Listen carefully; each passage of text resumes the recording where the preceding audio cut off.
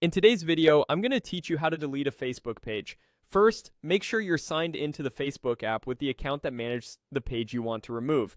You'll need admin access for this process to work. Open the Facebook app and give it a moment to load your home feed. A stable internet connection helps prevent hiccups during the final confirmation. Next, open the main menu by tapping the three lines. On some phones, it's at the upper right. On others, it may be at the bottom right. In the menu, look for your pages. Tap the page with the circle icon to switch into that page's profile. Take a second to confirm it's the correct page, especially if you manage more than one. From here, go to Settings and Privacy, then tap Settings. This takes you into the controls for your page and your account. Scroll down until you find the section called Your Information. Tap Access and Control.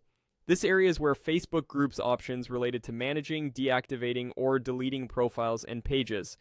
In the next screen, tap Profile, then scroll down to find the access and control options specific to your page presence. If you see the access and control option again within this section, tap it to open the full set of management tools. Now choose Delete Page. Depending on your version of the app, you may see deactivation and deletion grouped together. Select Delete Page to proceed. Facebook will show a few screens explaining what deletion means. Read these carefully. If there's anything on the page you want to keep, like photos, videos, or posts, consider downloading them first. Deletion is intended to be permanent, and recovery may not be possible once it's finalized. Follow the on-screen prompts. Facebook may ask you to review connected assets or provide additional confirmations. When you reach the final step, you'll be asked to confirm your identity by entering your Facebook password.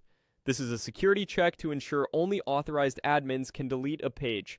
Enter your password and confirm. After you confirm, the page will be queued for deletion. In some cases, Facebook may provide a short window to cancel, but you should treat this action as final. If your goal was only to hide the page temporarily, deactivation is often a better choice. But since we're deleting, you're all set. That's it. You've successfully navigated the Facebook app, opened the correct page settings, found access and control, and confirmed deletion. If you manage other pages, repeat the process carefully to avoid removing the wrong one. Thanks for watching, and I hope this helped you tidy up your Facebook presence with confidence.